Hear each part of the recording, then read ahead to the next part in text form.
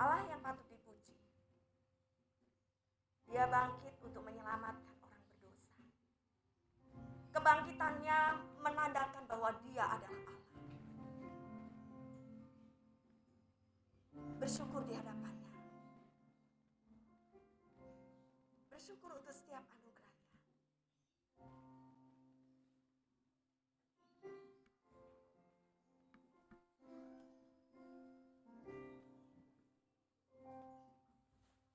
Agung dan mulialah Tuhanku. Sungguhlah perbuatan tanganmu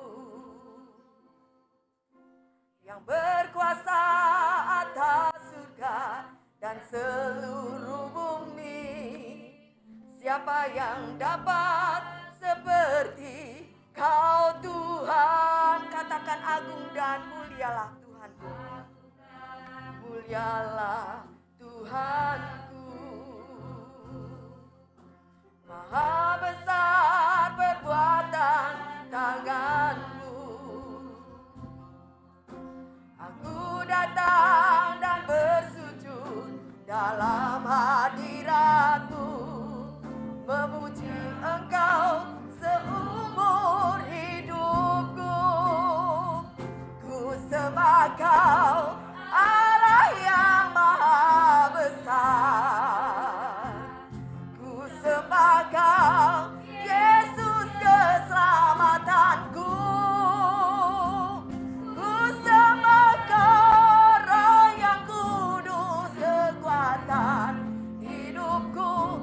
Ajaib Tuhan, Engkau mulia. Katakan agung dan mulia. Agung dan mulialah Tuhanku. Sempurnalah perbuatan tangan-Mu yang berkuasa atas surga dan seluruh bumi. Siapa yang dapat seperti Kau Tuhan? Agung dan mulialah Tuhanku. Maha besar perbuatan tangan-Mu. Aku datang dan bersujud dalam hadirat-Mu, memuja Engkau seumur hidupku. Katakan ku sembah Kau. Kau Allah yang maha besar. Ku sembah Kau, Yesus keselamatanku. Ku sembah Kau, Roh yang kudus kekuatan hidupku. Ajaib Tuhan, Engkau mulia. Ku sembah Kau, Allah yang maha besar. Ku sembah Kau, Yesus keselamatanku. Ku sembah Kau, Roh yang kudus kekuatan hidupku. Ajaib Tuhan, sungguh Engkau mulia. Ajaib Tuhan, Kau sungguh Kau mulia. Ajaib Tuhan, Engkau mulia. Haleluya Tuhan. Haleluya Yesus. Haleluya ya Roh Kudus. Terima kasih Tuhan. Engkau Allah yang agung. Engkau mulia. Engkau layak disembah Tuhan. Terima kasih untuk pengorbanan-Mu Yesus. Dan bersyukur hari ini Tuhan. Kami boleh memperingati kebangkitan-Mu. Kau mengalahkan maut. Sungguh Tuhan, kami bersyukur di hadapan-Mu Tuhan. Terima kasih. Terima kasih ya Yesus. Terima kasih ya Roh Kudus. Kekuatan hidup kami. Haleluya.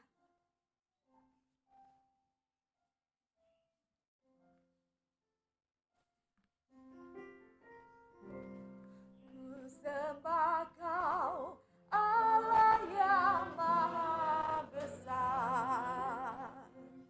Ku sembah Kau, Yesus keselamatanku. Ku sembah Kau, Roh yang kudus kekuatan hidupku. Ajaib Tuhan, sungguh Engkau mulia. Ku sembah Kau, Allah yang maha besar. Ku sembah Kau, Yesus keselamatanku. Ku sembah Kau, Roh yang kudus kekuatan hidupku. Ajaib Tuhan, sungguh Engkau mulia. Ajaib Tuhan, Kau sungguh Engkau mulia.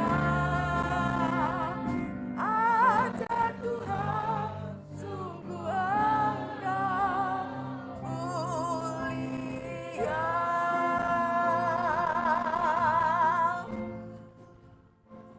Terima kasih Tuhan. Terima kasih ya Yesus. Terima kasih ya Roh Kudus. Kami percaya Tuhan hadir di tempat ini. Engkau melawat setiap pribadi saat ini. Untuk terus Bapa mengobarkan api semangat. Di dalam Yesus Kristus ada jaminan keselamatan. Terima kasih Yesus. Terima kasih. Pimpin ibadah kami pada pagi hari ini. Dari awal pertengahan hingga akhirnya. Kami percaya kuasa Roh-Mu hidup di dalamku. Hidup di dalam hidup kami. Dalam nama Tuhan Yesus kami berdoa. Amin. Silakan duduk Bapak Ibu Saudara kasih Tuhan. Selamat pagi Bapak Ibu yang saat ini mengikuti ibadah secara online. Kami bersyukur dan berterima kasih untuk partisipasi Bapak Ibu dalam ibadah hari ini. Bapak Ibu Saudara kasih Tuhan, tidak terasa hari-hari begitu berlalu.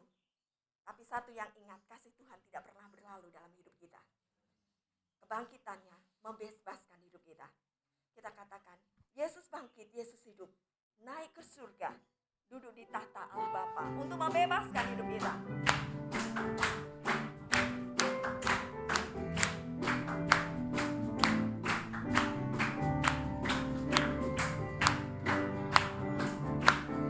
Yesus bangkit, Yesus hidup. Naik ke surga, duduk di tahta Allah Bapa. Yesus bangkit,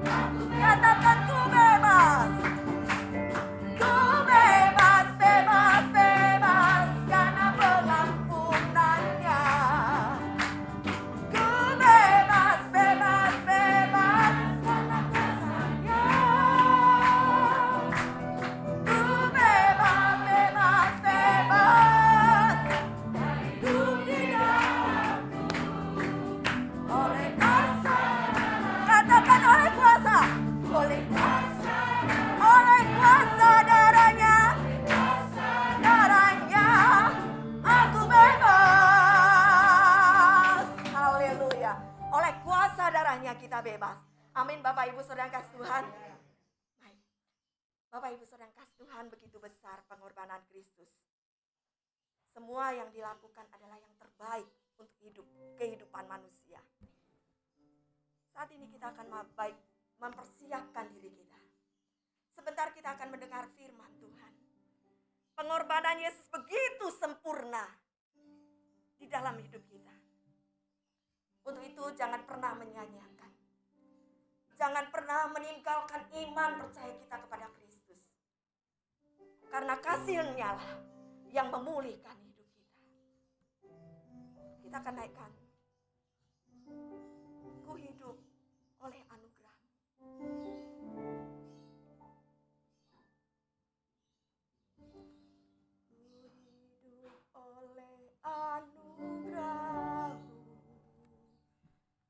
Yang terbaik ku terima darimu, rancanganmu indah bagiku,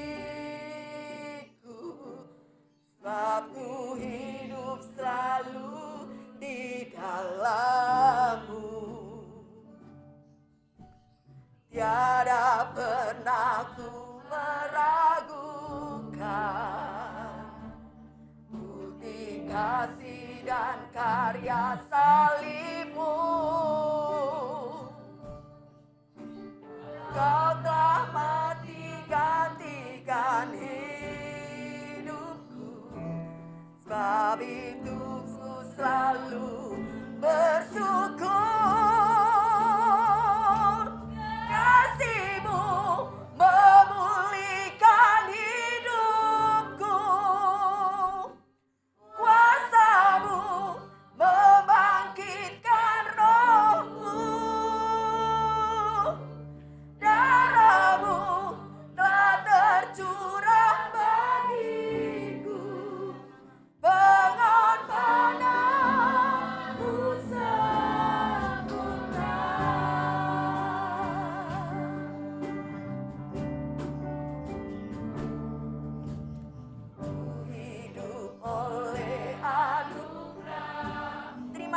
Ya Tuhan, hidup kami adalah anugerah dari-Mu. Kalau sampai saat ini kami masih tetap berdiri, itu karena kebaikan Tuhan, itu karena kasih Tuhan di dalam hidup kami.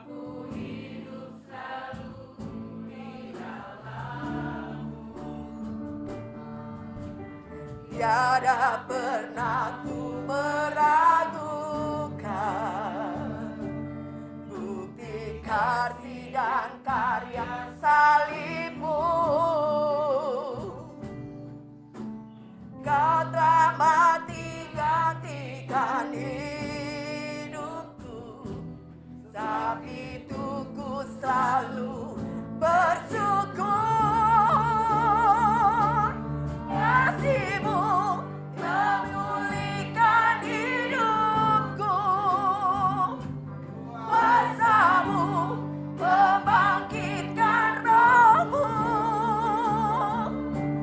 darah-Mu telah tercurah bagiku, pengorbananmu sempurna.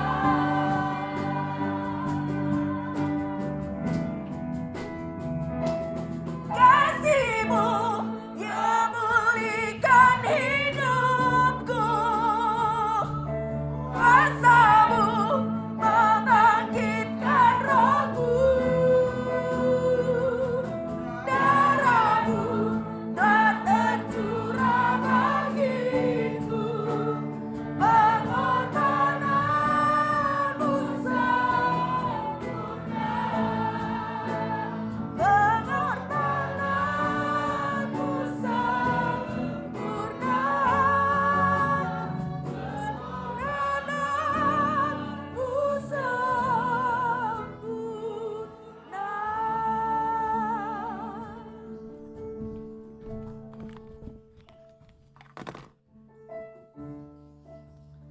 Terima kasih Tuhan Yesus yang baik. Pengorbanan-Mu memberikan harapan yang baru buat kami. Pengorbanan-Mu membebaskan kami dari dosa. Terima kasih untuk pengorbanan-Mu. Kami mau hidup kami di dalam Engkau hidup yang berkemenangan. Hidup yang bebas dari segala dosa. Terima kasih Tuhan. Berkati hamba-Mu yang akan menyampaikan kebenaran firman-Mu. Urapi hamba-Mu dengan kuasa-Mu Tuhan. Sehingga kebenaran menjadi kebenaran yang hidup. Di dalam nama Tuhan Yesus kami bersyukur. Haleluya. Amin. Silakan duduk Bapak Ibu. Bapak Ibu, sebenarnya ada satu lagu yang ada dicatat Kak.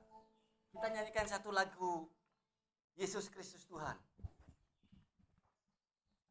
Yang jadi request ya. Kita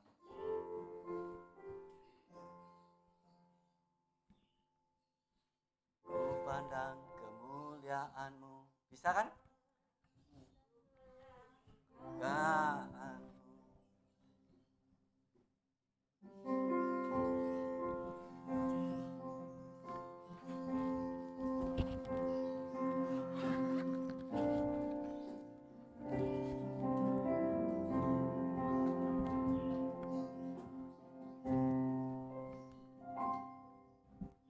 Pandang kemuliaan-Mu. Imam besar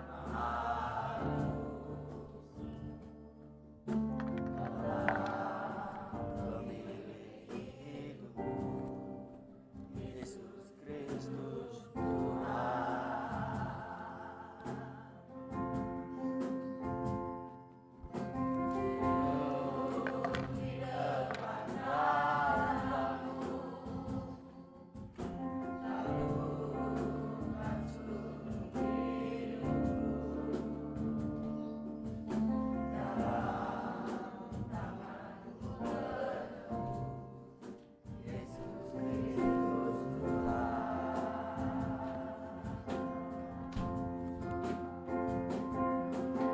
tiada satu pun yang lembut dari kasih. Mulia-mulia berimu segala pujian, hormat,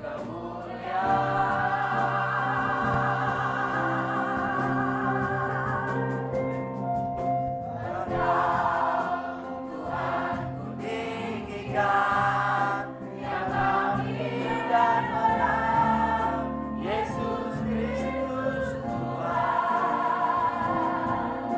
Raja mulia dan luhur, berkorban bagiku, selamatkan jiwaku, selamatkan jiwaku. Saudara, lagu ini bagus sekali ya, karena teologianya kuat, jelas ya. Yesus yang berkorban mati, mulia untuk hidup kita. Amin. Kita akan langsung ke pertanyaan final. Kita buka Alkitab kita dalam 1 Korintus pasal yang ke-15.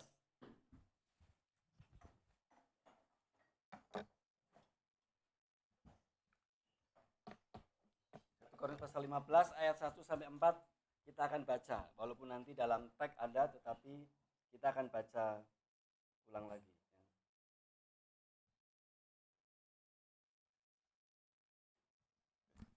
Saya akan baca ayat 1, Bapak Ibu baca ayat 2 sampai ayat 4, kita bergantian ya. 1 Korintus pasal 15 ayat 1 sampai 4. Saya baca ayat 1. Kebangkitan Kristus. Dan sekarang saudara-saudara, aku mau mengingatkan kamu kepada Injil yang aku beritakan kepadamu dan yang kamu terima dan yang di dalamnya kamu teguh berdiri. Ayat 2 saudara.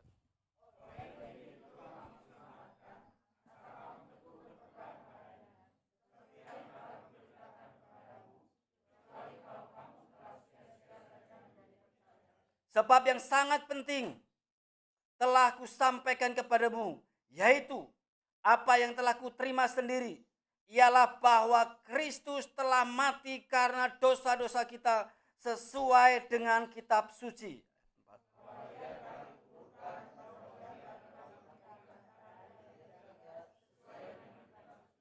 Amin. Saudara Tuhan, tokoh di dalam dunia ini sepanjang abad selalu dibicarakan, yaitu Yesus Kristus. Belum ada tokoh di dunia ini yang bisa menggeser kedudukan Tuhan Yesus Kristus menjadi tokoh, bukan hanya tokoh yang dibicarakan sepanjang abad, tetapi yang menjadi trending topik dunia yang sering dibicarakan menurut Google itu siapa? Yesus Kristus. Yang lainnya, anak-anak muda, anak-anak remaja, tahu. Nanti saya akan bahas sedikit tentang di YouTube ya.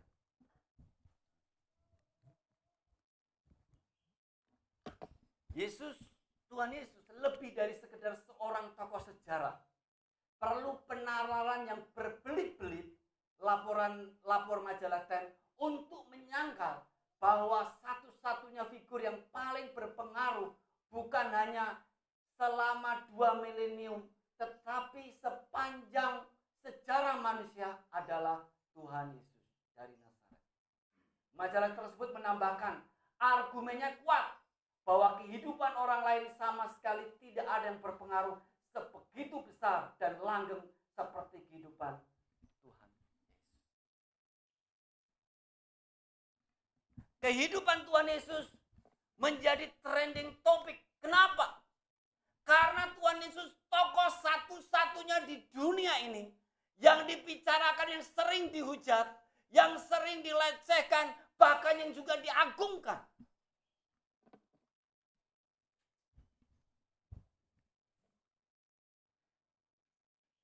Dan sesudah berunding dengan tua-tua, mereka mengambil keputusan lalu memberikan sejumlah besar uang kepada serdadu-serdadu itu dan berkata, kamu harus mengatakan bahwa murid-muridnya datang malam-malam dan mencurinya ketika kamu sedang tidur. Narasi ini yang dibangun. Narasi ini yang anak-anak muda menjadi bingung. Karena bahwa Yesus Kristus sebenarnya bukan mati. Dia tidak pernah mati, dia dicuri. Dan dia juga tidak mati, dia hanya pingsan. Banyak narasi yang dibangun untuk menggagalkan, untuk merendahkan, untuk menghapus sejarah bahwa Yesus Kristus bukan Tuhan. Anak-anak muda, kalau saudara bicara dengan teman-teman masih muda, maaf, yang beda keyakinan, pasti dibicarakan bahwa Yesus bukan Tuhan. Yesus tidak mati, dia disamarkan. Kalau Bapak Ibu anak-anak muda yang sering bicara dengan teman-teman yang lain, kalau Bapak Ibu tidak menerapkan, menyampaikan tentang kebenaran ini, anak Bapak Ibu bisa goyah. Saya yakin. Dari sejak abad pertama, dari sejak kematian Yesus Kristus, narasi kebohongan dibangun bahwa Yesus tidak mati, bahwa Yesus tidak bangkit. Dan itu narasi itu sampai sekarang dibicarakan. Artinya kalau Tuhan Yesus meninggal usia 33 tahun, sudah lebih dari 2000 tahun. Narasi bahwa Yesus tidak bangkit, Yesus tidak mati, Yesus bukan Tuhan, bukan sekarang, 2000 tahun lalu dibicarakan. Kalau sampai tahun 2000 ini, 2021 ini Yesus dibicarakan, berarti dia adalah kebenaran. Tidak pernah ada kebohongan. Tidak pernah ada kebohongan bisa tersimpan sampai 2000 tahun.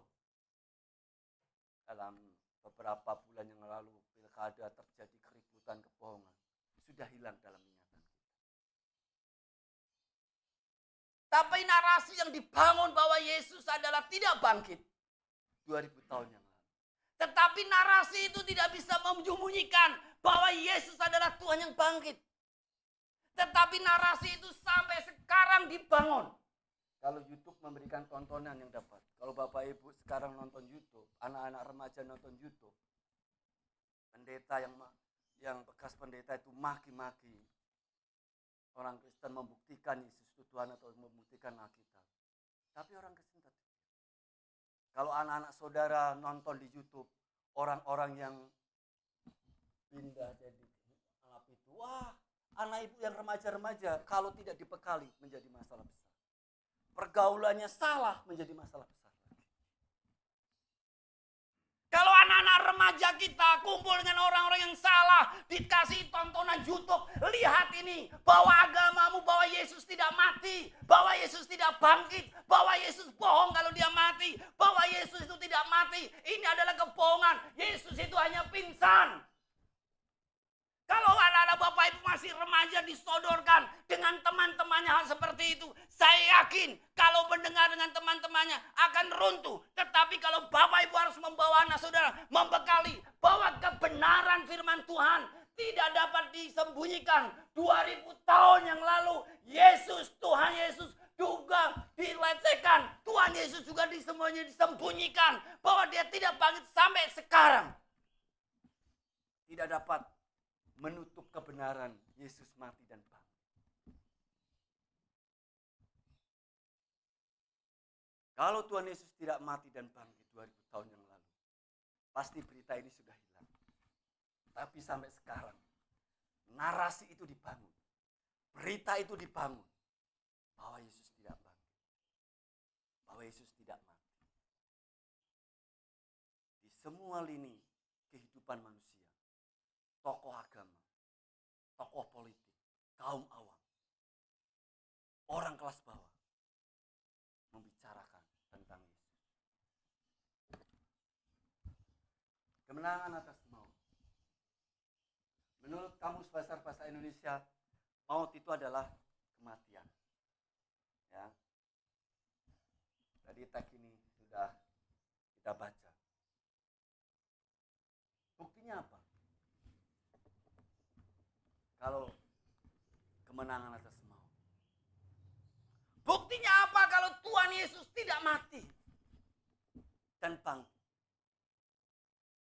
Banyak orang menafsirkan macam-macam. Banyak orang juga menafsirkan Yesus mati, setelah itu dia hanya pingsan. Nah, ada yang menafsirkan bahwa Yesus itu hanya situ, banyak sekali. Meragukan. Tapi buktinya apa kalau Tuhan Yesus benar-benar mati, bangkit, dan Alkitab mengatakan maut telah dikalahkan. Maut tidak dapat mengungkung Tuhan Yesus. Maut artinya kematian tidak dapat menghentikan Tuhan Yesus. Maut tidak dapat menutupi Tuhan Yesus. Akhirnya maut dikalahkan dan Yesus pada hari ketiga bangkit. Buktinya apa, Pak? Kalau kita cari bukti anak-anak remaja, cari bukti dari dunia luar sana, anak-anak tidak akan dapat. Kita harus cari Alkitab. Kalau kita bicara tentang Tuhan Yesus, harus bicara dari Alkitab. Jangan bicara dengan yang lain. Pikiran kita tidak akan nyampe. Buku-buku yang lain tidak akan nyampe. Kita harus lihat dari kebenaran Alkitab. Maka anak-anak remaja, semua Bapak Ibu, sarankan anaknya untuk baca Alkitab. Kalau tidak, generasi sekarang menjadi generasi yang rapuh. Apalagi disodorkan dengan orang-orang yang, wah ini pindah gini, pindah ini. Baru-baru yang terkenal itu, penyanyi itu ya, dari Hindu, dari Kristen ke Buddha, masuk lagi, pindah lagi. Itu juga menjadi trending topik di Indonesia. Komen-komennya juga banyak. Saya ngikuti saudara, karena saya sebagai seorang pengkhotbah harus tahu apa yang terjadi dengan hal seperti itu. Harus ngikuti saya juga. Oh ini pindah agama, ini. Apa yang dikatakan orang. Wah kalau anak-anak remaja baca komennya itu. Anak-anak remaja sekarang membaca komennya. Oh bahwa Yesus bukan ini. Wah kita menjadi ragu. Anak kita gampang. Bener gak Yesus Tuhan? Bener gak Yesus mati? Bener gak Yesus bangkit? Anak remaja bisa goyah. Buktinya apa? Bahwa Yesus sudah mati dan bangkit mengalahkan maut. Kuasa dosa maut telah dikalahkan. Sebab yang sangat penting telah kusampaikan kepadamu yaitu apa yang telah kuterima sendiri bahwa Kristus telah mati karena dosa-dosa kita. Alkitab katakan sesuai dengan kitab. Bukan sesuai dengan pikiran tokoh teologi. Bukan sesuai dengan pikiran orang-orang pendeta yang coba mengangkat kebenaran itu. Bahkan kalau anak-anak remaja nonton YouTube sekarang, dalam bulan-bulan Februari Maret ini disodorkan seorang tokoh perjanjian lama yang sangat terkenal di Amerika, yang dia menyangkal bahwa Yesus bukan Tuhan, Yesus tidak pernah mati. Dan dia seorang pengajar teologi yang hebat. Saya mengikuti bagaimana cara alur pikirnya dia. Wah, luar biasa. Seorang tokoh profesor PB yang menyangkal kebenaran Kristus. Sampai saya tidak tahu. Mungkin dia tidak mempelajari Alkitab dengan detail. Sesuai dengan kitab suci. Kalau kita melihat kebenaran Yesus Kristus dari orang lain, kita tidak akan dapat. Kalau kita melihat kebenaran Tuhan Yesus dari buku yang lain, kita tidak dapat. Tetapi Paulus jelas katakan sesuai dengan kitab suci. Kitab suci ini bagaimana? Kitab suci ini jelas Paulus sedang berbicara dalam dunia PL. Dalam dunia PL dinubuatkan bahwa Kristus akan mati, Kristus akan bangkit pada hari yang ketiga, bahwa lahirnya seorang Mesias. Karena kitab ini belum ditulis, maka sesuai dengan kitab suci adalah sesuai dengan perjanjian lama, nubuatan perjanjian lama. 2000 tahun sebelum kelahiran Yesus, Alkitab sudah menubuatkan. 2000 tahun sebelum kematian Kristus, Alkitab juga sudah menubuatkan. Dan sesudah yang dapat binasa ini mengenakan yang tidak dapat binasa, dan yang dapat mati ini mengenakan yang tidak dapat mati, maka akan genap firman Tuhan yang tertulis, maut telah dikalahkan, telah ditelan dalam kemenangan. Maut dikalahkan. Kapan maut dikalahkan? Kapan kematian dikalahkan? Waktu Kristus bangkit dari kubur. Orang-orang dalam dunia ini hidup di dalam dosa. Perjanjian lama hidup di dalam dosa. Korban persembahan darah anak domba. Pada waktu itu anak domba itu harus bersih. Harus bersih. Harus tidak boleh kotor. Tidak boleh ada kotoran sedikit pun dalam tubuhnya. Maka orang-orang Israel harus mempersembahkan domba itu. Dipotong sebagai korban penebusan dosa dan korban. Itu PL. Dan bangsa Israel selalu hidup di dalam pengorbanan. Sampai Tuhan Yesus diperkirakan dalam bait Allah itu, setiap harinya itu bisa 10.000 untuk korban. Pada hari Paskah bisa sampai jutaan. Maka dikatakan dalam sejarah bait Allah itu baunya anyir. Tercium sampai berapa puluh kilo. Kenapa? Karena penumpahan darah. Tetapi itu sudah diselesaikan, PL sudah diselesaikan. Waktu Kristus mati di atas kayu salib. Waktu Tuhan Yesus mati di atas kayu salib, darahnya tercurah. Itulah darah yang di dalam Alkitab mengatakan darah yang untuk menebus, darah orang tidak berdosa. Dan saat itu juga manusia tidak perlu butuh lagi pengorbanan lewat domba. Karena pengorbanan Kristus di atas kayu salib sudah menyelesaikan semua masalah manusia. Hai maut, di manakah kemenanganmu? Hai maut, di manakah sengatmu? Sengat maut ialah dosa, dan kuasa dosa itu ialah hukum Taurat. Bangsa Israel mengenal dosa karena hukum Taurat. Kenapa? Karena hukum Taurat punya puluhan ribu aturan. Dan karena hukum Taurat itu akhirnya manusia melanggar Tuhan. Karena hukum Taurat ini akhirnya manusia dia hidup di dalam iri hati, kebencian dengan saudaranya. Dan Paulus katakan kuasa dosa itu adalah hukum Taurat. Di dalam hidup kita hukum Taurat kita apa? Kesenangan kita, egois kita. Hukum Taurat kita apa? Melecehkan istri kita, melecehkan suami kita. Hukum Taurat kita apa? Kita merasa diri kita paling hebat, kita merasa diri kita paling menang, kita merasa diri kita paling benar. Bangsa Israel punya hukum Taurat, justru itu yang membawa dalam dosa. Justru itulah yang ditentang oleh Paulus, karena hukum Taurat itu kamu tahu dosa. Hukum Taurat sudah tidak ada dalam dunia ini. Tetapi kita bisa menciptakan hukum Taurat dalam keluarga kita. Kita bisa menciptakan hukum Taurat di dalam kehidupan kita. Karena kesenangan-kesenangan kita, egois kita, segala macam bisa membuat hukum Taurat.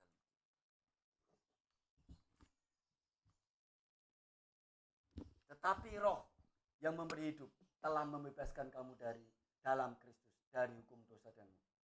Kristus Yesus telah ditentukan Allah menjadi jalan pendamai karena iman. Darahnya. Hal ini dibuatnya untuk menunjukkan keadilan karena ia telah membiarkan dosa yang telah terjadi dahulu pada masa kesabaran. Tuhan memberikan Roh kepada kita. Hidup kita ini, daging kita ini daging yang kotor. Daging kita ini daging gak ada artinya. Kalau saudara melihat kematian orang, sudah mati sudah. Tidak dihargai, dibuang begitu saja. Dimakan begitu, kadang dibakar begitu saja. Beberapa minggu yang lalu mungkin saudara dengar lihat TikTok, orang menggali kubur lagi. Sudah ada kain kafan kotor, lalu orang ini bilang, hei saudara-saudara, kau jangan sombong. Kecantikanmu, kegagahanmu, kegantenganmu, semua nggak ada artinya. Kalau sudah mati seperti ini, orang gali kubur. Kalau kita tidak percaya Tuhan, tubuh kita mati sudah selesai. Tetapi Alkitab mengatakan di dalam 2 Korintus pasal 5 bahwa Roh Kudus itu memberikan jaminan kepada kita. Roh Kudus itulah yang memberi jaminan. Hidup kita menjadi bermakna, tubuh kita menjadi berarti, tubuh kita sangat bernilai. Karena ada Roh Tuhan, yaitu Roh Kudus, Kristus sendiri yang bertata di dalam kehidupan kita. Maka kita katakan bahwa tubuhmu itu adalah tubuh bait Allah. Tubuhmu itu adalah tubuh yang kudus. Engkau tidak boleh menghancurkan tubuhmu. Tubuh kita ini tubuh yang sangat bernilai. Kalau kita di luar Tuhan, tubuh kita nggak ada artinya. Kenapa? Karena kamu mau berbuat dosa apapun, mereka tidak melarang. Kamu mau berzina, mau selingkuh, mau apapun, mereka tidak melarang. Membiarkan. Dan dunia seperti itu. Kamu mau pergi ke pelacuran, tidak melarang mereka. Tetapi Alkitab melarang. Karena tubuh kita ada Roh Kudus. Ada Tuhan yang bertata di dalam kehidupan kita. Ada Tuhan yang bersemayam di dalam kehidupan kita dalam bentuk roh. Maka Alkitab mengatakan tubuhmu itu adalah tubuh yang kudus. Di mana bait Allah ada. Di mana tubuhmu adalah bait Allah. Tempat bertatanya Allah. Maka Tuhan memberikan Roh Kudus di dalam hidup kita. Supaya tubuh kita bukan hanya sekedar kudus. Tetapi tubuh kita ini nanti akan dibangkitkan di dalam kemuliaan karena ada Roh Kudus. Maka kalau orang-orang lain, biasa saja. Engkau boleh mempercantik tubuhmu. Engkau boleh mempercantik wajahmu. Engkau boleh menggunakan apapun dengan itu. Tapi ingat, kalau tidak ada Roh Tuhan, tubuhmu hanya mati. Tubuhmu hanya daging yang untuk memuaskan kehidupan, untuk memuaskan keinginan. Tetapi kalau ada Roh Kudus, tubuhmu menjadi tubuh yang suci. Anak-anak muda, kalau pergaulan sekarang ini menjadi problem yang besar.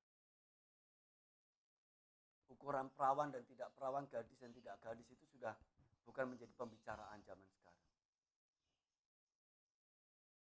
Sebelum menikah melakukan perzinahan sudah biasa zaman sekarang. Sebelum menikah kumpul kebo sudah biasa. Sudah biasa zaman sekarang. Itu penilaian dunia. Tetapi dalam Tuhan tidak biasa. Maka kita perlu mendidik anak-anak kita. Maka kita perlu mengetatkan anak-anak kita. Bahwa waktu engkau pacaran, engkau harus menjaga hidupmu. Karena tubuhmu adalah tempat bait Allah. Tubuhmu itu adalah tempat Roh Roh Kudus hadir, tubuhmu itu tempat Tuhan bersemayam. Bahwa tubuhmu itu bukan hanya daging untuk memuaskan, tetapi tubuhmu ini adalah tubuh yang mulia. Karena Alkitab katakan bahwa tubuh kita ini akan dibebaskan dari segala dosa dan dibebaskan dari segala hukum maut. Bahwa tubuh kita ini akan dibangkitkan dalam tubuh kemuliaan karena ada Roh Kudus dalam kehidupan kita. Itu Alkitab. Dan Alkitab katakan darahnya, hal ini ditunjukkan untuk menunjukkan keadilan, membiarkan dosa-dosamu yang lalu. Tuhan masih memberi kesempatan buat kita.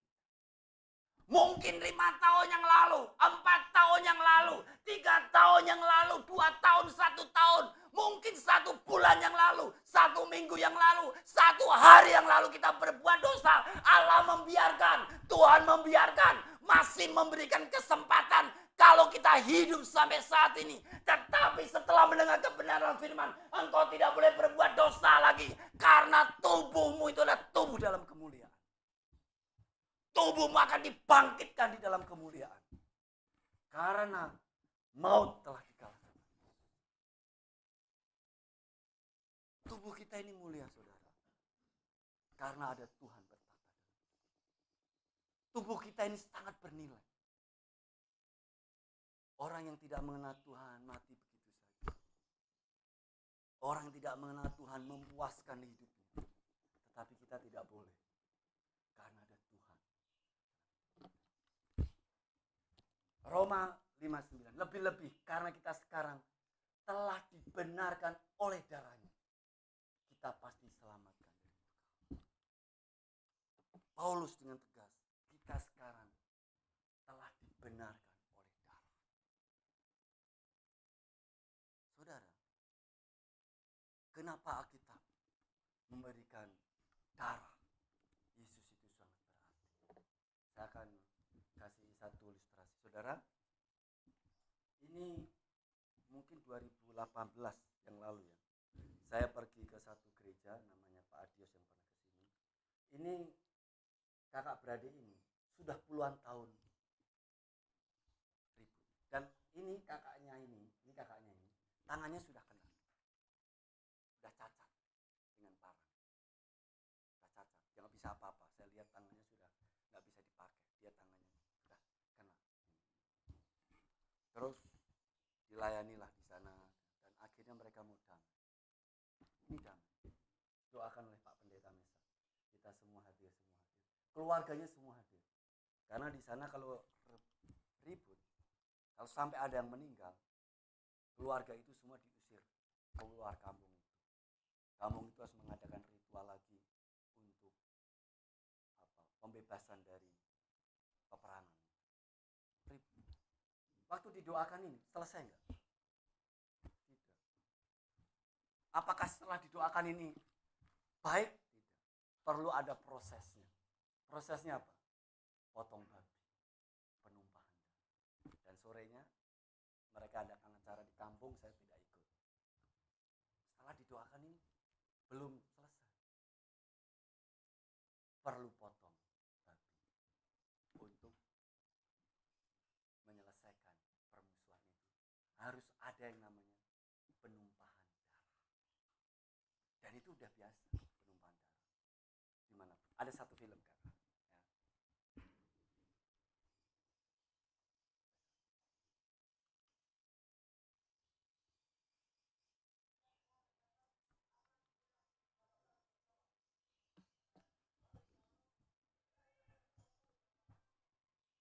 Ini kampung, 2 kampung ribut ya. Sekarang mau didamaikan.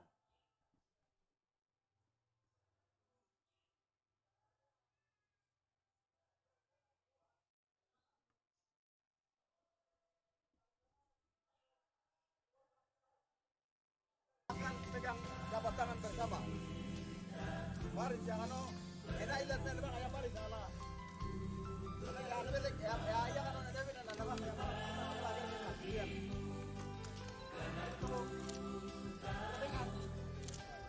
Dari sana keluar ke sana. Dari sana masuk keluar lagi baru sini. Dari sana masuk sampai selesai ke sana. Itu baru mapping pan alam yang bergerak. Nah, ini akan dimulai Jong.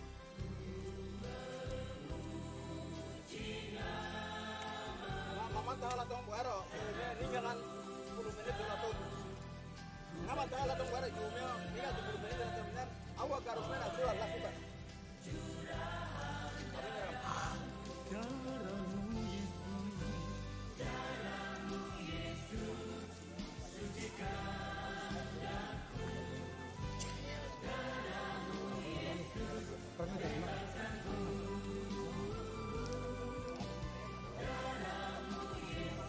Ada kita. Nama, boleh tangan nyo. Ini mau siap-siap ya bro. Ya, nama siap tangan nyo. Nama mau mendadak. Enak begitu.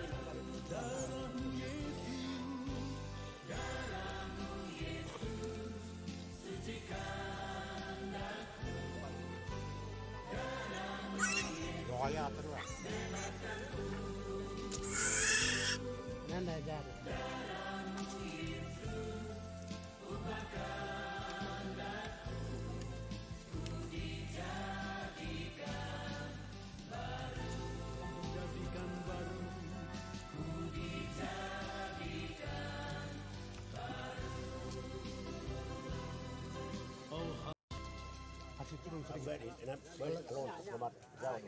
Jauh dan tempat. Perdamaian adat diawali dengan penyelesaian denda secara simbolik yang ditandai dengan pembukaan kain kepada tokoh adat. Kemudian dilanjutkan dengan upacara penumpahan darah babi sebagai simbol perdamaian. Selesai. Saat darah ditumpahkan, maka keributan balas dendam puluhan tahun lalu Selesai. Itu darah babi bisa mendamaikan. darah Kristus yang sangat mahal.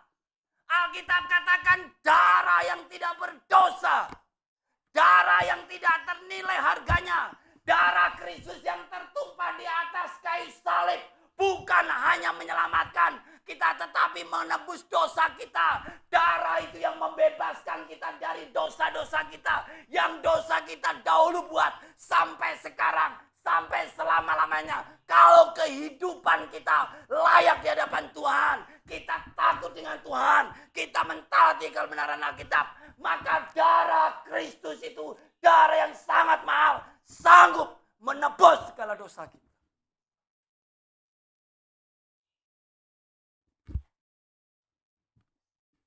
Apa dosamu saat ini? Engkau benci dengan istrimu? Engkau benci dengan suamimu? Engkau benci dengan anak-anakmu? Engkau benci dengan mertuamu? Engkau benci dengan teman-teman sekerjamu? Engkau benci dengan orang-orang lain? Bahkan engkau punya balas dendam. 2000 tahun yang lalu Kristus sudah mengampuni orang yang mengkhianati. 2000 tahun yang lalu Tuhan sudah mengampuni Yudas. 2000 tahun yang lalu orang-orang yang tidak tahu, yang menampar Tuhan Yesus, yang memaki Tuhan Yesus, yang menusuk Tuhan, yang mencabik Tuhan Yesus, Tuhan Yesus katakan sudah selesai. Bahkan penjahat yang ada di sampingnya Tuhan Yesus dikatakan dosamu sudah diampuni. Engkau akan bersama-sama di Firdaus. 2000 tahun yang lalu darah Kristus sudah mengampuni orang-orang berdosa.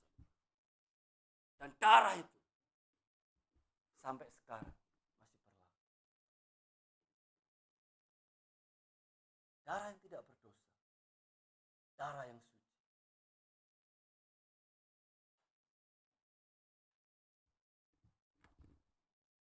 Kalau engkau masih menyimpan dosa, menyimpan dendam, engkau harus menyelesaikan. Mungkin engkau menyimpan dosa Di hadapan suamimu, di hadapan istrimu, di hadapan anak-anakmu. Tetapi Tuhan tahu bahwa engkau berdosa.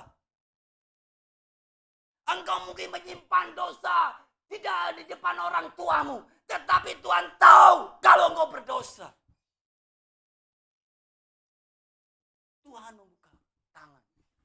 untuk menerima pengampunan. Sebelum kehancuran datang. Karena Alkitab katakan upah dosa itu adalah maut. Maut yang akan ada. Kuasa kebangkitannya memberikan kemenangan. Bahwa ia telah dikuburkan. Bahwa ia telah dibangkitkan. Pada hari ketiga sesuai dengan Alkitab. Banyak orang berkata Yesus tidak bangkit. Dia pergi ke India. Maka di India ada gereja. Bahkan ada film yang berapa tahun lalu. Yesus menikahi dengan Maria pelacur. Bahkan ada film lagi yang mengatakan bahwa Yesus menikah dan punya anak. Bahkan ada satu buku juga bahwa Tuhan Yesus itu tidak mati. Dia tidak bangkit. Dia hanya pingsan dan sekarang dia menikahi banyak wanita. Dari puluhan tahun yang lalu, dari ribuan tahun, sampai sekarang ini, orang masih membicarakan tentang itu. Tidak ada tokoh yang hebat dalam dunia ini yang dibicarakan dari sisi baik, dari sisi yang jelek. Banyak tokoh dibicarakan dalam dunia ini tapi tidak sesering Tuhan Yesus. Tidak sesering bagaimana orang mencoba meragukan tentang kebenaran Tuhan. Banyak tokoh dalam dunia ini tetapi tidak pernah dibicarakan sampai 2000 tahun. Seperti Tuhan Yesus. Siapa tokoh yang dibicarakan 2000 tahun? Mahatma Gandhi, selesai. Siddhartha Gautama, tidak menjadi masalah. Siapa lagi tokoh yang hebat dalam dunia ini? Abraham Lincoln, selesai. Tidak menjadi pembicaraan lagi. Hanya sebentar selesai. Siapa tokoh dalam dunia ini? Selesai. Tetapi Tuhan Yesus tokoh yang sampai detik ini, kalau saudara searching di internet, masih dibicarakan. Kebangkitannya memberikan kemenangan atas kita. Dan sesudah yang dapat binasa ini mengenakan yang tidak dapat binasa, dan yang dapat mati ini mengenakan yang tidak, maka akan genaplah seperti firman Tuhan, maut telah ditelan dalam kemenangan. Tubuh kita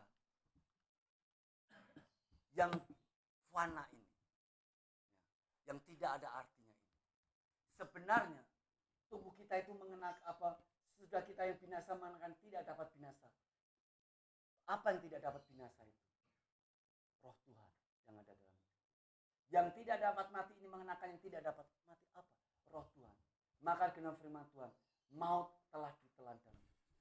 Maka kematian tidak dapat menguasai kita lagi. Maka kematian tidak dapat menghapuskan kita lagi. Karena kehidupan kita ini adalah kehidupan Tuhan. Ada roh Tuhan dalam hidup kita. Maka maut, kematian, dosa, neraka tidak atas hidup kita. Karena kita ada dalam roh Tuhan. Betapa mulianya hidup kita ini. Walaupun kita bukan orang kaya. Kita bukan orang berpendidikan tinggi. Kita bukan orang banyak uang. Tetapi tubuh kita ini mulia. Ada roh Tuhan. Tubuh kita ini mulia. Ya. Tetapi syukur kepada Allah yang telah memberikan kepada kita kemenangan atas Yesus Kristus Tuhan. Caranya bagaimana? Kebangkitan Kristus. Kebangkitan Kristus itu.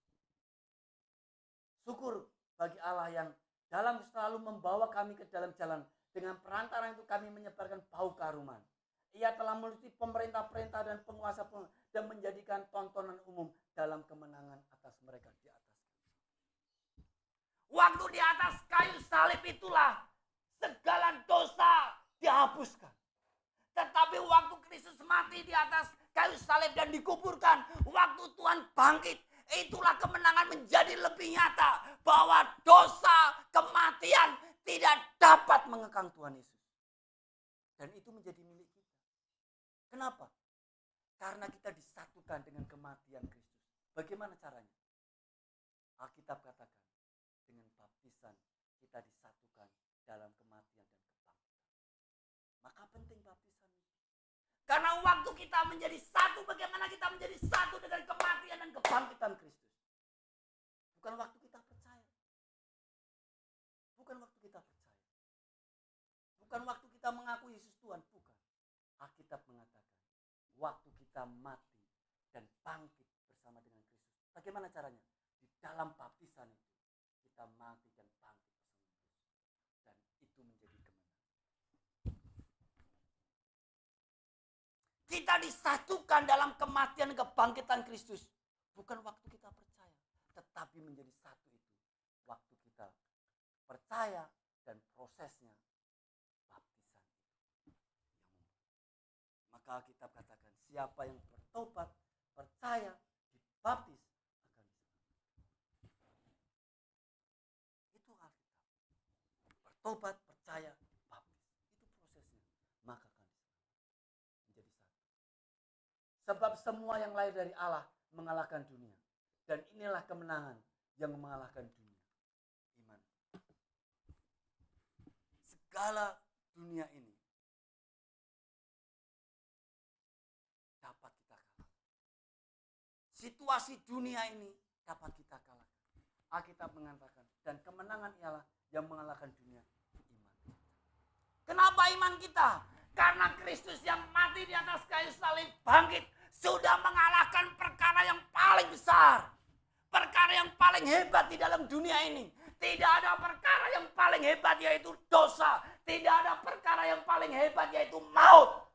Tetapi dosa, maut sudah dikalahkan Kristus di atas kayu salib dan di dalam kebangkitannya. Dan di dalam kehidupan kita nyata tidak ada perkara-perkara yang sulit. Tidak ada perkara-perkara yang sangat berat yang dapat menekan kehidupan kita. Yang dapat menghancurkan kehidupan kita. Karena iman kita kepada Yesus. Maka Alkitab katakan. Dan inilah kemenangan yang mengalahkan dunia. Apa? Iman.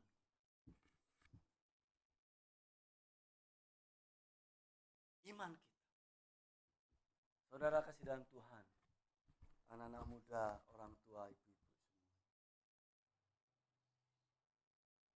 Apa yang menjadi problem berat dalam hidupmu? Ekonomi kah? Sama. Masa depan anakmu? Sama. Anakku pengen kuliah tapi nggak ada dana. Bagaimana caranya? Tapi ada uang kadang juga diboros-boroskan. Itu jadi masalah kita. Beli yang tidak penting. Ya masih ada dibeli. Kadang juga orang tua juga salah juga ya. Gak penting dibeli. Lipstik sudah ada 5, beli lagi 3. Baju sudah ada 1 lemari, beli lagi. Ya gak penting-penting dibeli kadang-kadang. Sepatu masih ada bagus, beli lagi. Kadang gak menabung juga repot juga.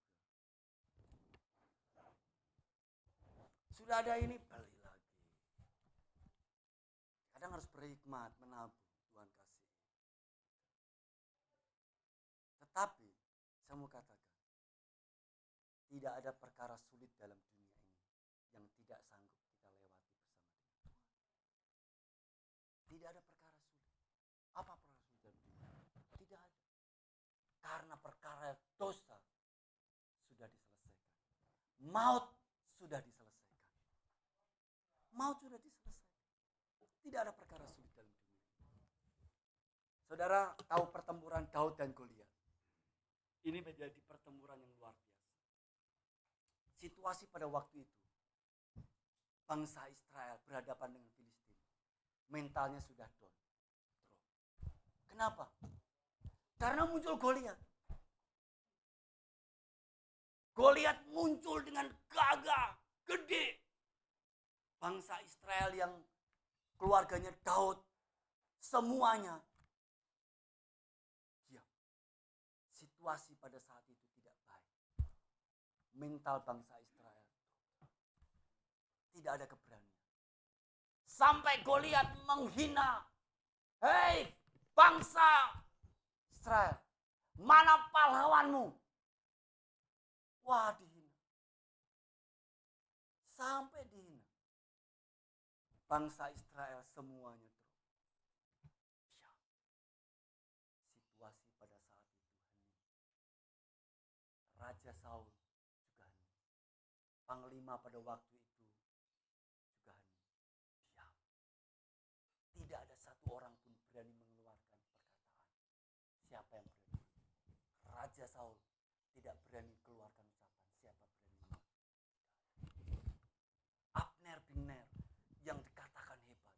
Diam. Tetapi waktu Daud mendengar orang melecehkan bangsa Israel, melecehkan Allah Israel, Daud bangkit kemarahan, bangkit. Dan akhirnya Daud berkata, hei, engkau Goliat, berani-beraninya engkau menghina Allah kami. Engkau yang tidak bersunat, engkau berani menghina kami. Engkau mendatangi aku dengan tombak pedang, tapi aku mendatangi engkau atas nama Tuhan. Saudara tahu, pertempuran Daud dan Goliat itu dalam histori sejarah itu tidak masuk akal. Kalau saudara sering nonton TV kabel itu ada cerita histori, saudara lihat komentarnya orang-orang yang membuat film. Ini pertempuran yang tidak sebanding. Pertempuran di histori itu yang membangkitkan mental bangsa Israel. Waktu Daud berperang, Daud hanya membawa ketapel. Tetapi sebenarnya bukan ketapelnya. Pada waktu itu bangsa Israel semua tegang. Daud dikasih baju efod gak mau. Dikasih semua gak mau. Dia hanya membawa ketapel. Semua bangsa Israel, kalau saya lihat di nonton film itu, diam, terpaku saja. Tidak ada yang bergerak. Tidak ada yang komen, semua diam. Karena melihat pertempuran Daud. Waktu Daud mengayunkan ketapel dan kena kepada jidatnya Goliat. Baru itulah bangsa Israel, wow, bangsa Israel bangkit, bangsa Israel lari. Waktu Daud memotong kepalanya Goliat dan memperlihatkan kepala Goliat kepada bangsa Israel bangkit dan bangsa Israel maju. Filistin habis sekejap pada waktu itu. Saudara, kematian Kristus di atas kayu salib dan kematiannya, kebangkitannya itu memberikan kemenangan buat kita, membangkitkan semangat buat kita, membuktikan bahwa dia tidak mati untuk selamanya, bahwa dia hidup dan itu memberikan kemenangan buat kita. Tidak ada perkara-perkara yang sulit di dalam kehidupan kita yang tidak dapat selesai. Tidak ada hal-hal yang sulit, tidak ada problem yang sulit, tidak ada kendala-kendala yang sulit. Kalau kita mempercayai bahwa Yesus mati, sudah bangkit, memberi kemenangan buat kita. Berapa tahun saudara mengikuti kematian dan kebangkitan Kristus? Berapa tahun saudara ikuti kematian dan kebangkitan Kristus? Berapa tahun saudara mendengar berita tentang Yesus mati bangkit? Berapa puluh tahun saudara mendengar Yesus mati dan bangkit? Tetapi apakah kebangkitan Kristus, kematian Kristus menjadi real dalam hidupmu? Apakah kematian, kebangkitan Kristus membuat hidupmu menjadi bermakna? Membuat hidupmu dapat bertahan di dalam situasi yang sulit. Dapat bertahan di dalam situasi-situasi yang sangat genting. Bahwa kematian, kebangkitan Kristus, darah Kristus yang mahal sanggup menyelesaikan masalah.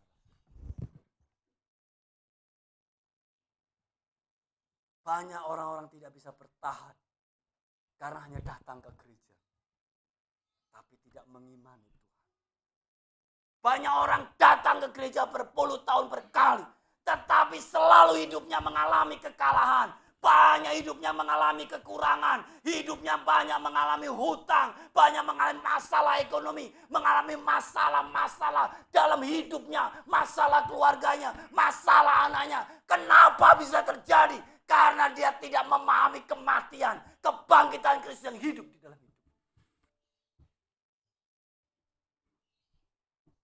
Semua masalah dalam dunia ini sama. Problem uang, problem rumah tangga. Problem pekerjaan, sama. Tetapi yang membedakan kita dengan orang lain, kita punya Tuhan hidup, punya Yesus yang hidup. Dan Alkitab katakan, kemenangan kita itu adalah iman yang mengalahkan dunia. Siapa yang mengalahkan dunia itu? Iman kita. Karena kita beriman kepada Tuhan. Mari kita akan nyanyikan satu lagu. Sejauh timur dari barat, Kau telah membuang dosaku.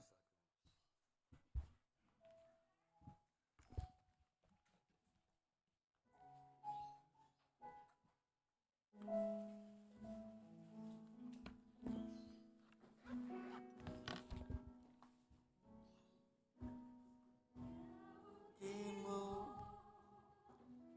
dari barat, Engkau membuang dosa.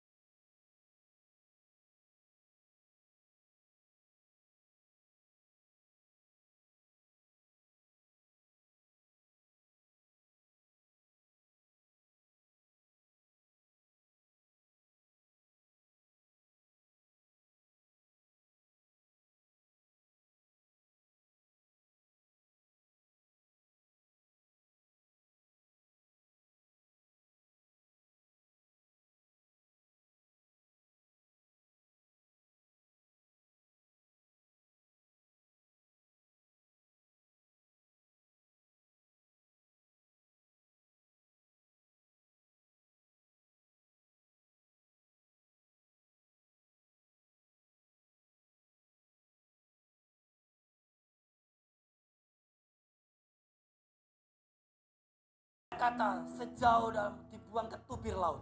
Saudara tahu tubir laut? Sampai sekarang tidak ada teknologi yang dapat mengukur tubir laut. Tubir laut itu adalah gua yang ada di dalam laut.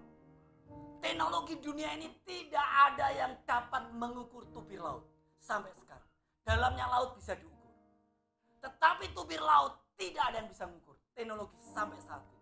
Artinya apa? Artinya Alkitab ini benar. Bahwa waktu kita minta ampun kepada Tuhan, dosa kita sudah dibuang ke dalam tubir laut yang paling dalam, yang tidak dapat diukur, dan Alkitab katakan Tuhan tidak mengingat-ingat lagi.